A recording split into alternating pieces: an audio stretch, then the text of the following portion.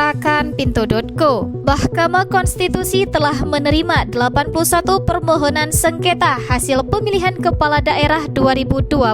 Dari jumlah tersebut, 21 gugatan berkaitan dengan perselisihan hasil suara pemilihan wali kota. Pengajuan permohonan sengketa ini dibuka sejak Rabu 4 Desember 2024 dan masih berlangsung. Data terbaru hingga Jumat 6 Desember 2024 menunjukkan tingginya jumlah perkara yang diajukan ke MK, mencerminkan dinamika politik yang terjadi pasca pilkada serentak. Permohonan sengketa pilkada ini mencakup berbagai kategori, mulai dari dugaan kecurangan, ketidaksesuaian penghitungan suara, hingga keberatan terhadap hasil penetapan Komisi Pemilihan Umum Daerah.